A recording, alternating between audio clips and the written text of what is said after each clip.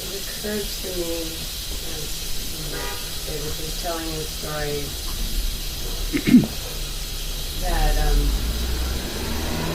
sometimes creating the space in our intentions to leave and to grow a mustache and to be willing to be that different is as essential in our lives as actually getting on the airplane. Imagining detaching from what we know can energetically create enough opening to change everything we do. It's an exercise that without fully, adhering to that aim, the attachments hold us.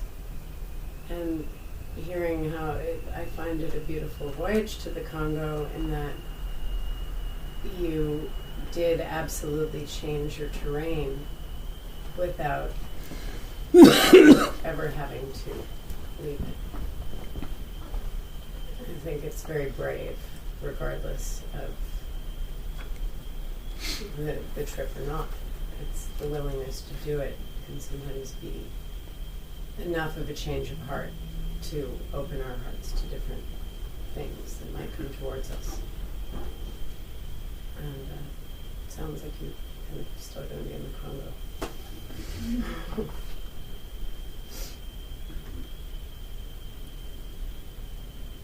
Thank you, David. That was great.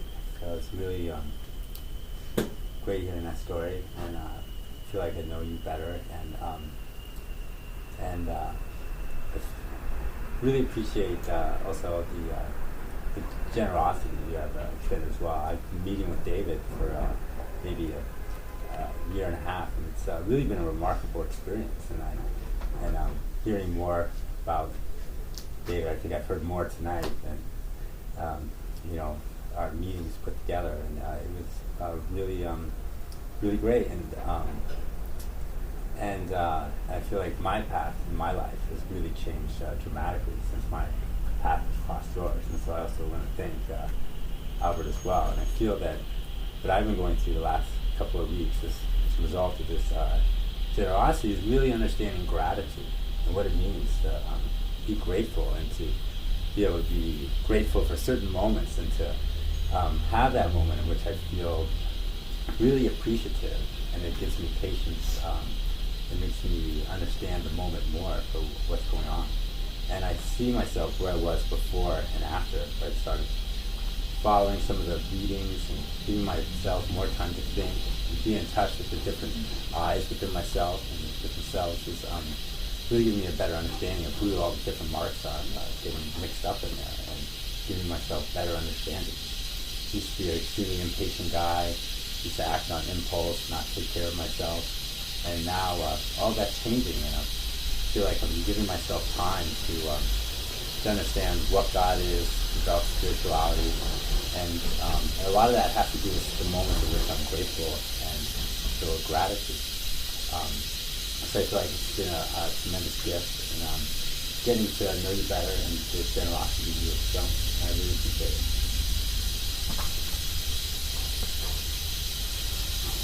I must tell you that I was very young. I was a kid, 13, I think, or 14. I started working in an ice cream place, Baskin Robbins, first time ever in Israel. 33 flavors, American, beautiful.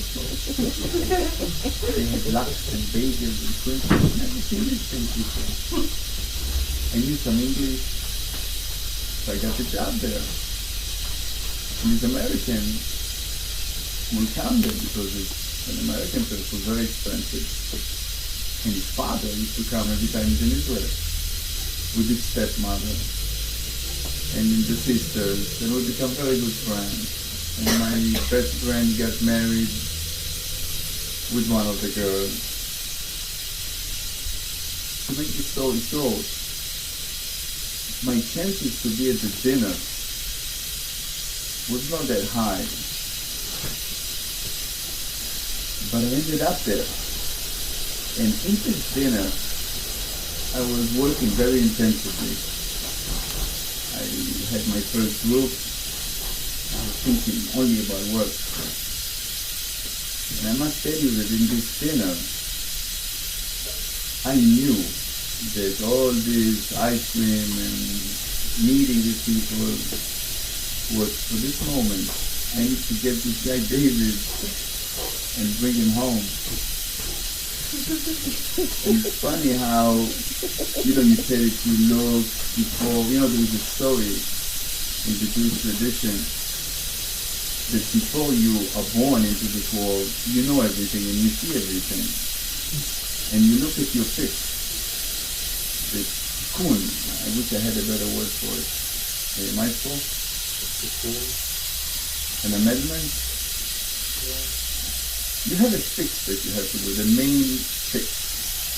And you have to look at this world and you have to think and choose where is the best place for you to create the circumstances to fix it. So you choose the abusive father, or you choose the nice mother, whatever it is. And the minute you are born, an angel comes in and touches you right in your mouth, so you don't know anything anymore. And that's why we have this march here. This is the reason. And our job is really to remember that this is why we came here.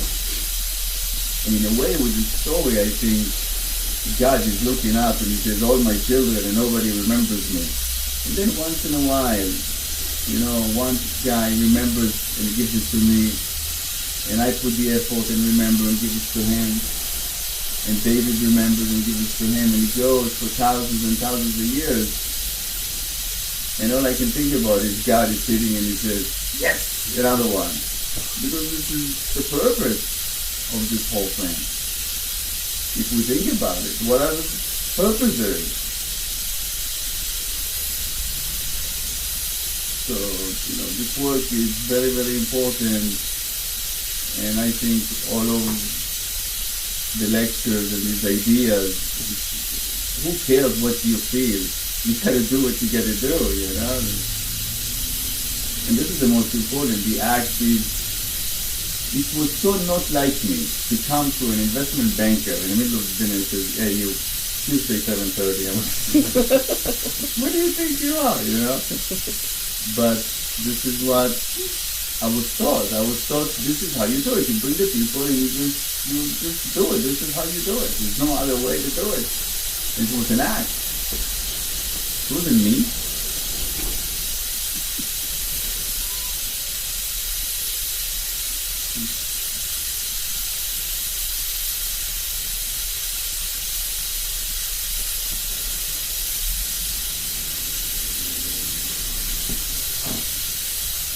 The one thing that came into my mind right now as Albert was speaking was, it's a very short comment, he said it was an act, and what came to me is it was an act of God. So it seems like those acts are acts of God. It's like when you allow yourself to act that act that is not you, if you are connected, these are acts of God, and it's a God-like act.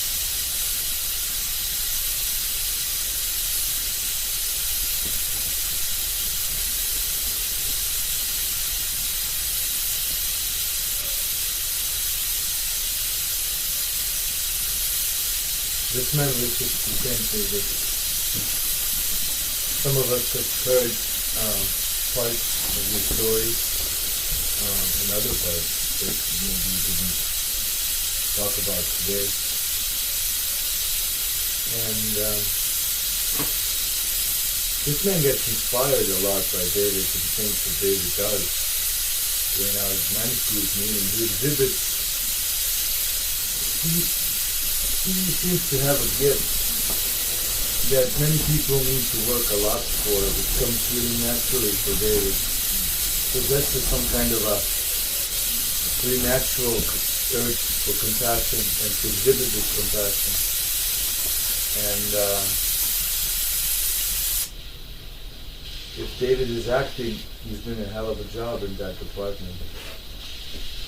But it seems, it feels, it comes across as being a very effortless, and really genuine interest in the affairs of others, their well-being. He always asks me how she is, how she's feeling. And I know he's not doing it out of courtesy. I know he's genuinely interested. Thank you, David. It's a pleasure to serve with you. It's an honor.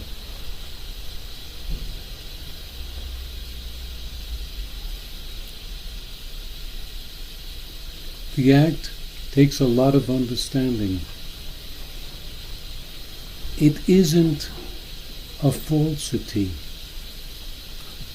It's marrying an idea that you know you weren't born with. You get married to the act, and you become the act. It's the way you respond. But you know inside that this isn't your early training, this isn't what you came up with. You know that you went out and bought that suit. You had the suit, and you wore it, and you had to take it in, had it fixed, and one day you look in the mirror and say, wow, that's the suit. I wasn't born with that suit, but the suit and I became one.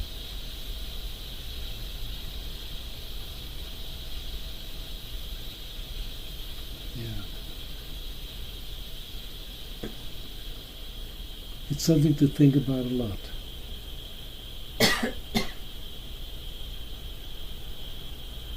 That's why there's been so much study about learning to investigate and to understand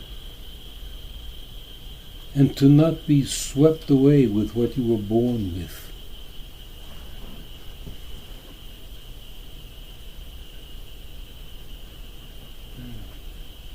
Thank you so much, David. Thank you. A man who goes to the job and takes it very seriously. Jobs are to be taken seriously. Everything is to be taken seriously.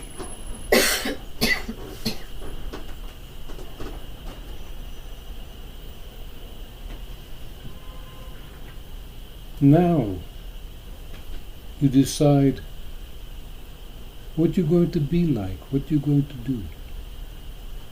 What you're going to be like. What kind of a person are you going to be? You can decide now. How are you going to die? Are you going to go kicking and screaming, or are you going to do it differently? Everything is, I will do this. And you work so long on will to give you the strength and the capacity to be able to do it.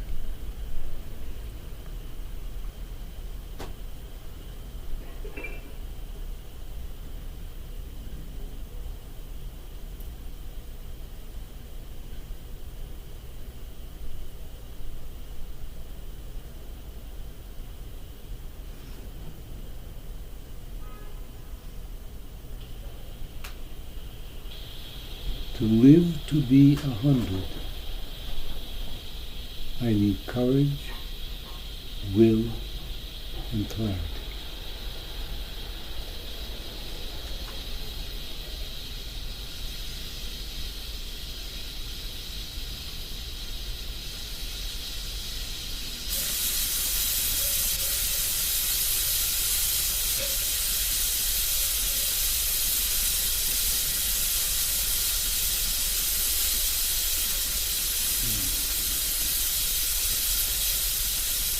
Let's hope that everyone has a very, very good 2008. I just wanted to comment for David. story. The boy is still very articulate. And just from one specific point that I was especially moved by in David's story, speaking about his older brother, and a couple things that crossed my mind when he was speaking about his brother Andrew, one of which is I have two younger brothers, and the way that David has spoken of his older brother, I was thinking to myself, I hope I've done things or will do things that someone will speak like that of me. And I also think that the force with which David was speaking about that, he really understood, he really had a lot of, for lack of a better word, a strong love for his brother's actions at that time. And I think when one really understands those situations that have been done for one, that he will go forth and do that for other people. And I think that's part of what Deshaun was speaking of about David. I think he does. He knows that feeling very well, and I trust that he always attempts to do that for other people. And I thought that was pretty apparent, speaking about his brother.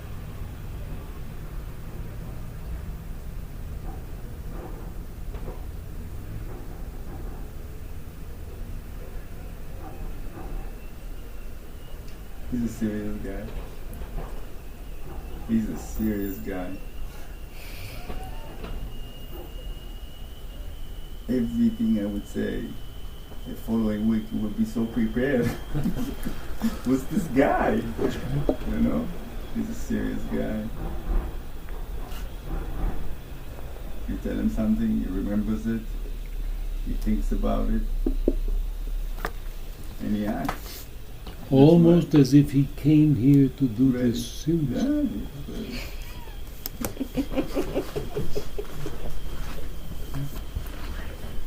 There are no first timers here. This is not a first time community. We've read and we think to live forever. That's not a joke. It's not a flyaway. It's to live forever. Series of lives in different matters, in different realms, but alive. Alive in different,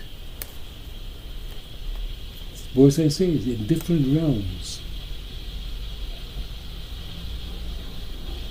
It's possible to live and come with other beings that we have been with before. It's possible to come again as an animal.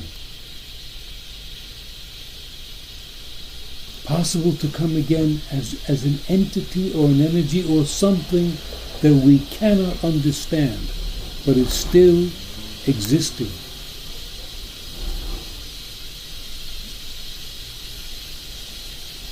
The terror is to not work and fall off that chain and just not be anymore.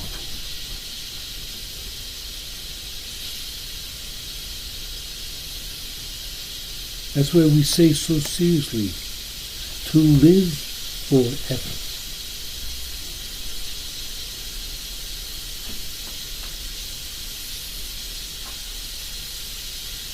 You know, there's this idea that gets me going.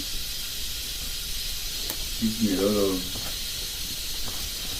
It's when I die, the moment I die, and I will look back, and I will see that I missed this whole thing. I understand what it means that nothing is left out of the top. It's so heavy. So when I die, I want to look and I said, okay, at least I did a little bit, or I did it all, I don't know. The responsibility that we have to our own being, the responsibility that we have to beings from a long way back. We have a responsibility to work, to develop, to not disintegrate, to not disappear. Like a chemical or something that enters a solution and stays unto itself. It exists throughout the solution. It doesn't disappear. It doesn't melt away. It stays integral.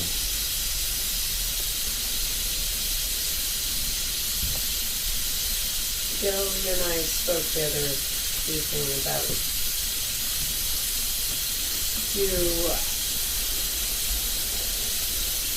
I encounter in a daily way the terror that today may be the last day. But then there's not a future date of when I'm going to die, and can I look back and say, did I do it all that I was supposed to do? Mm-hmm. And it's been resonating with me always. It is not necessarily a far-off date. No. It is not necessarily next week. It's not necessarily 20 years from now. I don't know. I really don't know. And if I were to be wise, I'd assume the worst. With that in mind, that is the carpe diem that gets Albert going in a sense, I guess, and gets myself going when I remember it. But there is no time. Time is not something that belongs to us. It is a gift. Forever is a concept beyond me. I don't know what that means. But I do know in the silence that there is something that I can experience.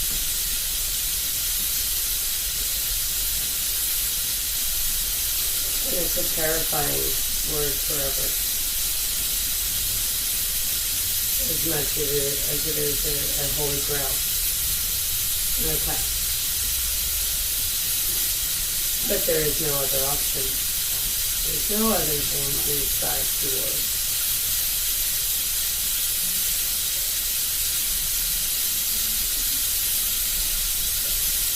We live near a very busy avenue, 4th Avenue in Brooklyn, frightfully busy. Imagine if one were to say, take a blindfold, you're totally blind. Now go out and walk. Walk down 23rd Street, up 24th, walk across 4th Avenue, walk. It would be terrorizing. You can't see. The car comes at you. You can't see. You're hoping that nobody knocks you down or you don't fall into a manhole or you don't. And yet we are living the same exact way. No idea whatsoever of what's going to happen tomorrow or the day after. Like walking across 4th Avenue completely blindfolded. That's how little we know about tomorrow and how hard it is to take. That we make all the fantasies, yes, I know, in 5 years this and 2 years that, and, we'll retire, all these will-dos. And I'm saying the reality, the eyes are completely closed and we're walking down the street in the hands of the invisible. Will you cross 4th Avenue? Will you have the good luck that when you walk across it's the red light or maybe a car stops? How will it be? Luck. That's the way that next week is.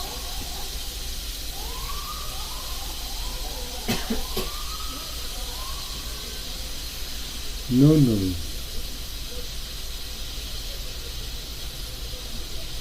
Will you be alive next week to work? And you don't know. You can work and think like this while you're selling somebody a used car that isn't going to run too far. At every minute of your life, you can have this in mind. This is your last act. Your latest act could be the last act you ever do. Do it nobly. Do it like a soldier. Do it properly. This should be the track that's going on in your mind. Yes, sir, I'm going to sell you a car, or I'm going to sell you a refrigerator, or I'm going to fix your light bulb, and I'm going to do it. It might be the last thing I ever do. You might be the last man I ever speak to. I'm going to do it nobly. This could be my last act. And don't let go of that idea ever, ever, ever. If you're a dancer, boom, this could be the last time I ever do that. A musician, this may be the last time I ever play. That act has got to be the culmination of everything you've ever done. Through all those years, boom, this is my note. This is as far as I got. It's folly to think, well, next week I'll do it better, or I'll take it more seriously next time. This instant is the top of the mark. That's as far as you got. No room for forgetting that. And that's always on mind. Always on mind. Always.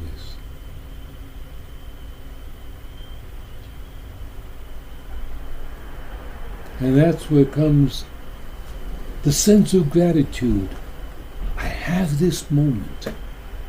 I'm breathing this moment. How wonderful. I am alive. How long can I say that? A month, a week, a day, an hour, a year? Who knows? But at some moment, I will not be alive.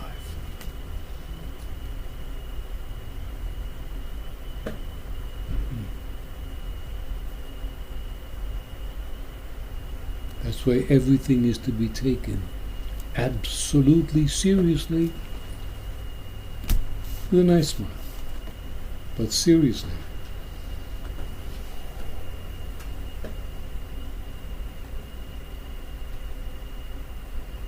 And I'll repeat again the idea, when you're in the most pain, the most sorrow, the most disappointment, when you're bleeding, that is the way it's supposed to be.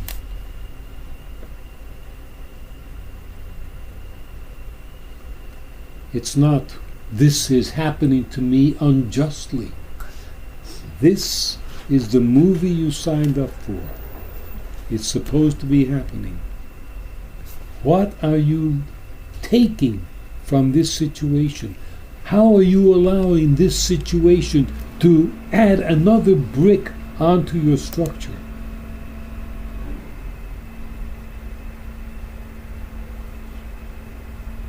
Know these things.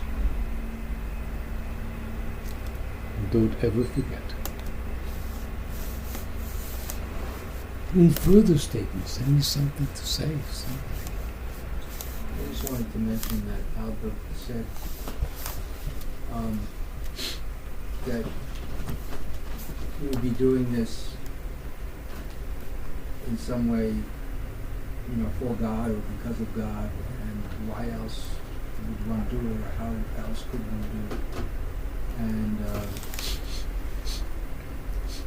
I would like to say to the community for myself, and in part because there may be others that are of this sentiment and they may feel like they're a stranger, that I do not believe in God. I don't feel that I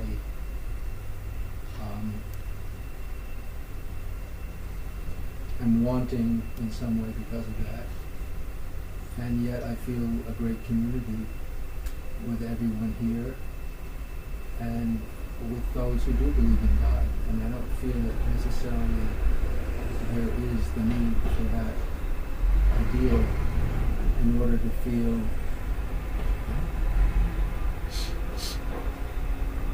that sense, as Gil is saying, that one is to live every act as nobly as possible and to live with an inspiration and to live a committed life that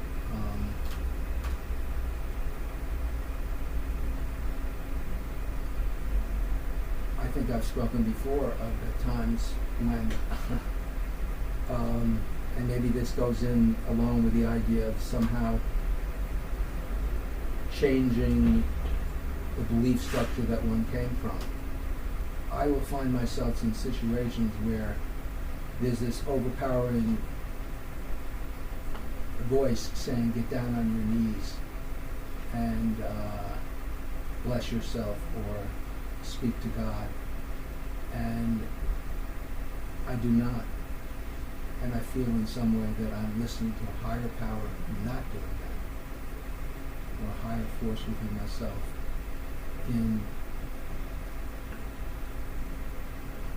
not going along with the kind of programming and being able to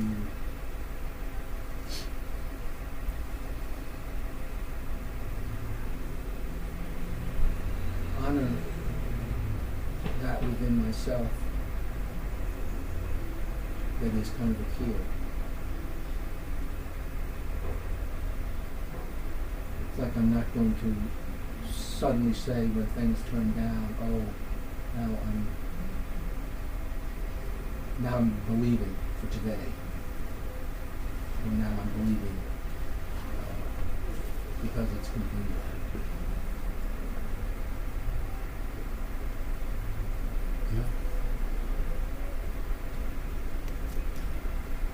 I'd like to salute that part of David that was there before all the troubles of this lifetime, which kind of caused this man to suffer very much and accomplish very much. Question himself a lot. I think it's the energy that Cheryl was speaking about at the very beginning that we can begin to sense if we pay attention to it, and that David brings to the men's group and to this group, and very much to every interaction I have had with him. So I hope that we won't let the history of this machine limit his aims and his work.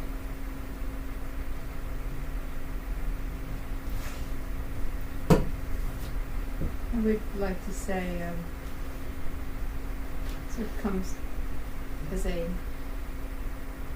statement after, I found James's statement soothing to me. I find in general a sense of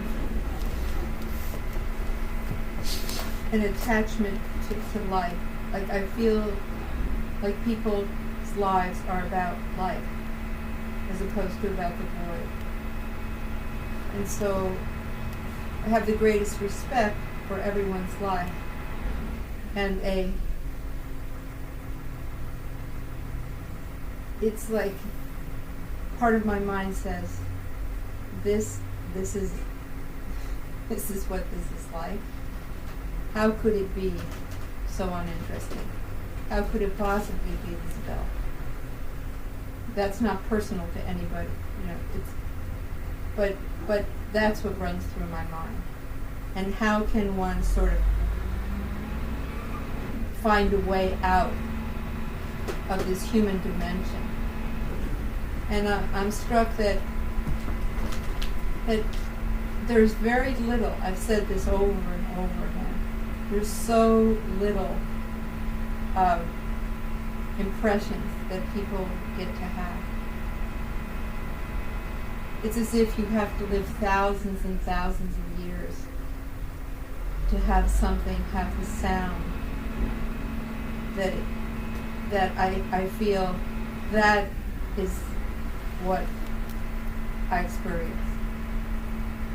And how important it is that people learn, and how uninterested I am in having anything to do with that experience. Part of me just wants to go to this other place. And what to do with that?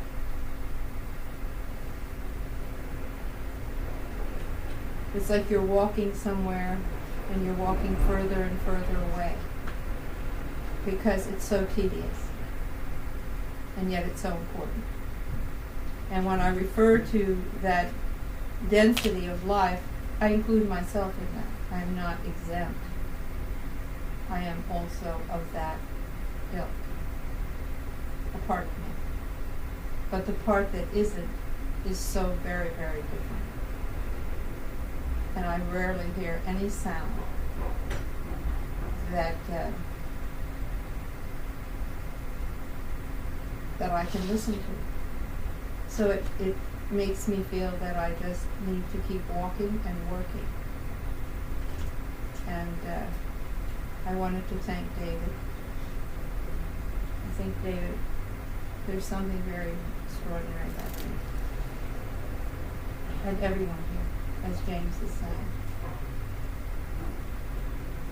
But I invite people to enter this place of darkness and creation, and that even though people may come from many lives here, or many lives, that they come with this conditioning. James is, when I hear James speak, it's like it's sort of taking away from the stories, even if these stories are stories that we were told in another incarnation. There's still this place of kind of finding this, taking apart this layering, like this onion skin layering of time and eternity, and finding the place past that.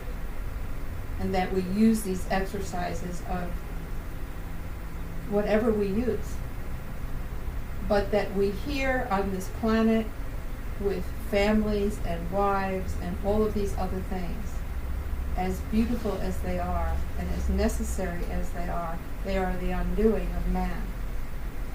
So how does a person live in both those places and respect both those places and not become soft and comfortable and dead? It's a question. And the energy used to speak comes from those who spoke. David came tonight and put the energy of his life in the circle to light the fire.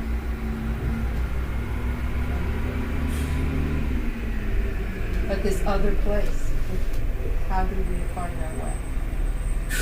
Doesn't have an answer in words.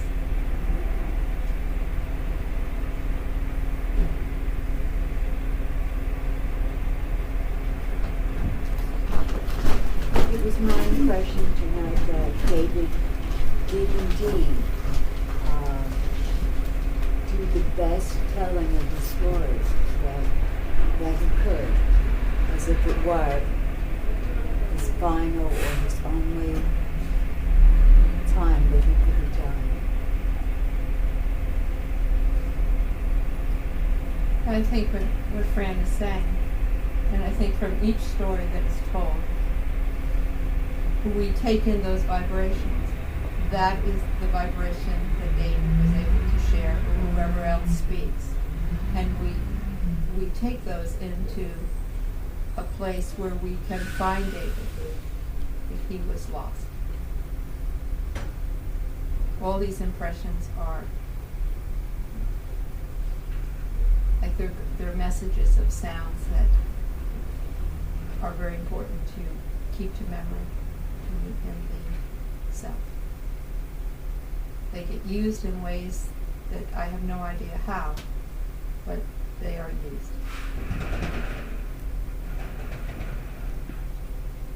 I think that same vibration is the way we recognize each other again. So we feel a little less lost in the mystery of the next lifetime. It's a sound that's familiar. It's how this person recognized Gil when she saw him.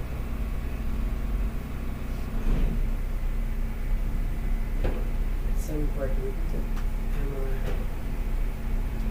gives us cause to recall that it is an atmosphere.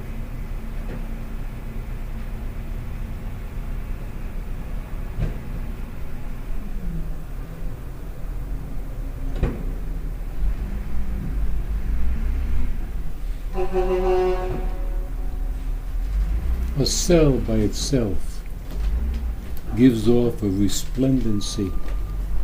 It gives off a shaking, gives off a light.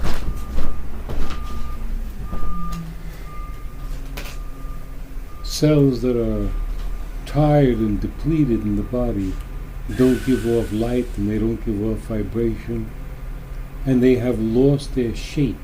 Their shape becomes jagged. Cells that are healthy tend to look rounder, and they give off light, they give off movement. By a person speaking, they are giving out that movement. Another person feels that movement. Like the hearing of music. You are not the same after you've heard it. It has had a result upon your being.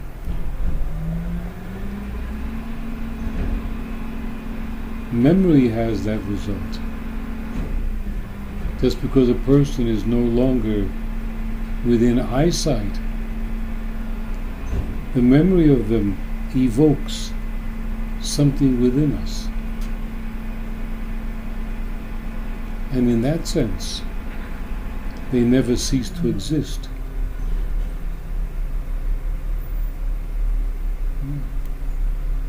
I would like to add one thing. I would like to welcome Willa to this community, whether she's here or not here physically. Absolutely. Absolutely. And to wish her a beautiful path. I had the pleasure of meeting her once, but I was struck to say that. I'd like to say that the story that David tells tonight, or the story that any of us may tell at whatever time, is a story that can be told many ways, and a story that will change each time it's told. Just like it's the song of your life, but you're going to be playing that song again. Same chords, same melody, but your solo is going to be a little different every time. And in that way, I feel that the events of our lives are an interface with the other layers of reality, and that this is what I'm reminded of when Pam was speaking, that an event an action, something that happens on this physical plane here, is really, it's just a trajectory in a long stream of energy, I feel, that is reaching to the other layers of reality. And this is where I feel that the impressions are generated.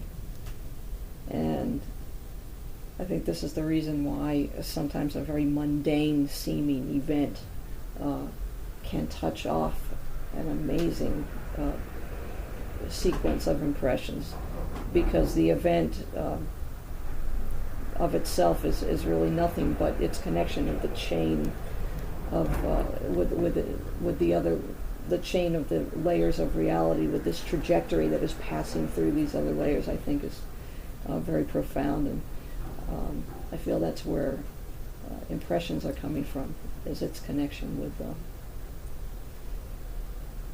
the other layers.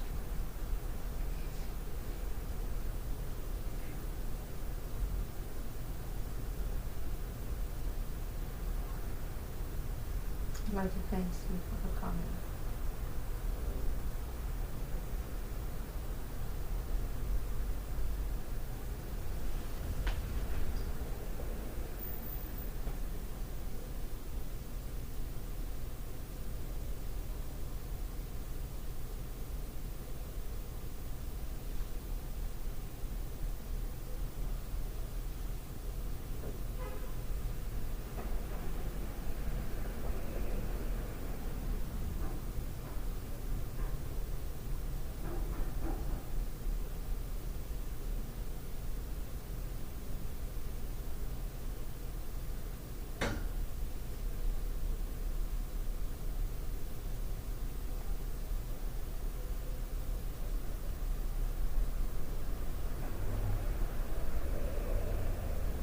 David mentioned creating something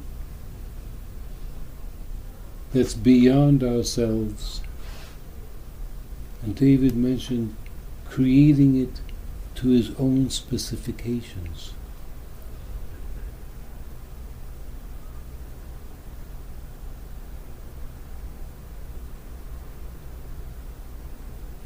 Christodon, a very early Roman magistrate,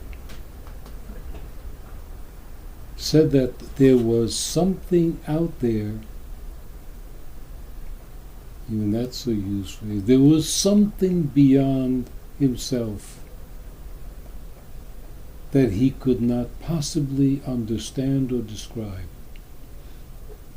and that no human being can understand or describe that something which is bigger than themselves.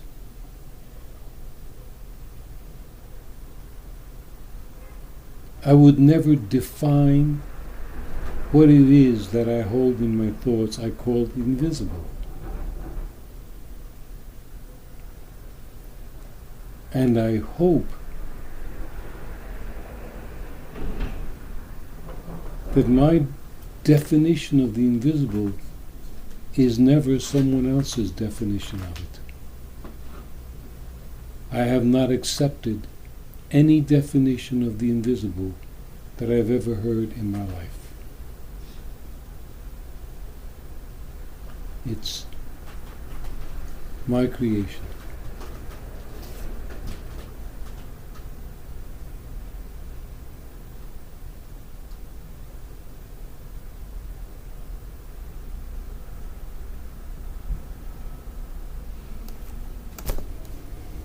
Yes. Yes, David. One last thought. In the presence of this community, it seems apropos to wish Yelena and hopefully the newest member of this community a very safe arrival, a safe departure for the mother, and to the proud father who will be there to protect you both, and I hope this new being has the spirit and character of the parents who I think everyone in this room has great respect for, and great admiration for. And this is a very, very lucky being inside of there. So, come out okay in one piece. Mazel tov. Thank you.